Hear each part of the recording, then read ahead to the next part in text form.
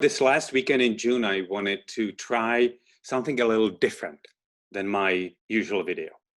I wanted to invite the chair of psychiatry, Dr. Sofia Vinogradov, to join me for a chat. Dr. Vinogradov, as we are all marked by all the turmoil now, and as we are all wrestling, I think, with meaning and decisions, large and small, it's both disorienting and energizing for many. What do you think is going on? I think one thing I'm aware of, particularly these last couple of weeks, is that a lot of people are starting to get tired. It's been accumulating sense of many, many challenges, and people have risen really, really well to the challenges, but it has been accumulating. And now we're at the point where we've all been working super hard, but there's really no end in sight.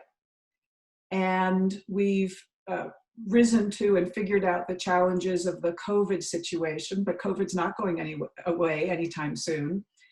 And now we have really understood we need to respond to the trumpet call of racial justice, and action steps are beginning to be taken, but we know these are still early, they're still small, and again, we have a long road in front of us. And I think this sense of, wow, I'm working super hard, and yet there still is this long, long road ahead, and we don't know what that road is going to look like, is beginning to take its toll. There's a couple of other things going on in the medical school as well, which is there have been reductions in compensation needed because of the financial stresses of the COVID situation. But it's important to remember that even though we can have a rational response to these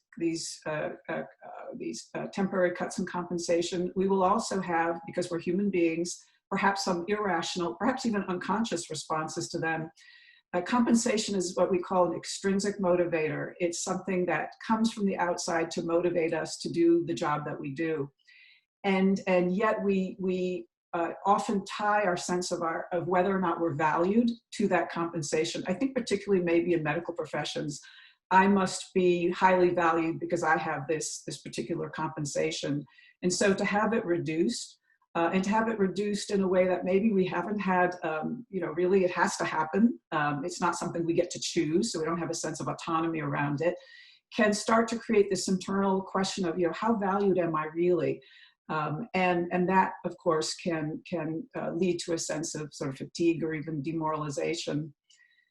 There's also something called, intrinsic motivation, which is an intrinsic motivators. And those are the things which allow us to feel excited and energized and vital about what we decide to do. And in fact, a lot of research has shown that intrinsic motivation is much, much more important for performance and drive than these extrinsic motivators. Well, there's three factors that contribute to intrinsic motivation. They're called sort of the ABCs of intrinsic motivation, and that's autonomy and belonging and competence. Belonging, I think we've done an incredibly great job of here in our medical school. I give credit to the leadership, to you, Jacob, to the community. We really have a sense of that we're pulling together here. But I think what has been challenged in recent weeks is our sense of autonomy and our sense of competence. Again, not for every sector within the medical school, but for certain sectors, the sense of, I'm working hard, I'm doing everything that I can, and yet there are forces beyond my control which are constraining what I can do, how effective I can be. And so people are feeling that challenge to their ability to autonomously choose and decide the path that they're taking. I think that's something we just have to be aware of and pay attention to. I think there are ways in which our sense of competence has also been challenged. I think initially, when we first started dealing with the pandemic, we were aware of being really kind of like struggling to find our footing. That certainly is a challenge to our sense of our own competence. I think also in recent weeks, as we now must rise to the challenges of addressing the racial injustice pandemic in our society, many of us who are white feel incompetent at that, or not very competent. We realize that we are at the bottommost rungs of a ladder of learning and inquiry and change, and we just don't feel very competent at it. And so there again is that sense of, oh, I really don't know how to approach this or what I'm doing here.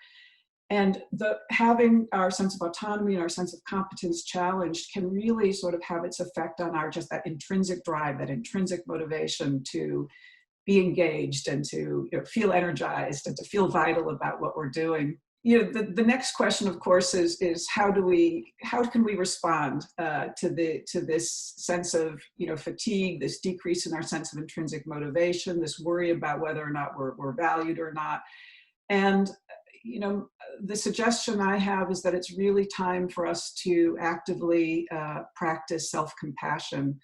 And self-compassion simply means really offering oneself the kindness and graciousness and love that you would offer to a really close friend or family member. We are human. We do get fatigued. We do feel discouraged. It's part of being a flawed human being who is coping with a number of new challenges. And once you can practice self-compassion with yourself, it quiets down that voice, that perfectionistic voice in our head that many of us in the medical fields have, which is, I should be doing more, I should be working harder, I shouldn't be feeling tired, I shouldn't be, I should be thinking about others, I should be more altruistic. And that's going on constantly in the background, that sense of perfectionism, that sense of I need to be measuring up even more, that takes up computational resources in the brain. That will increase your sense of fatigue, your sense of stress, that noise running in the background. And once you practice self-compassion, you quiet down that noise in your brain and you free up really the ability to relax, to breathe, to understand you're fine just how you are and that you're doing a great job as you are. And it allows you to, again, sort of relate back to a sense of, I have autonomy, I have self-efficacy, I can make choices here, even about how I treat myself, even about how I respond to myself under these challenges. And I think that, again, will contribute to us being able to regain our sense of energy and purpose.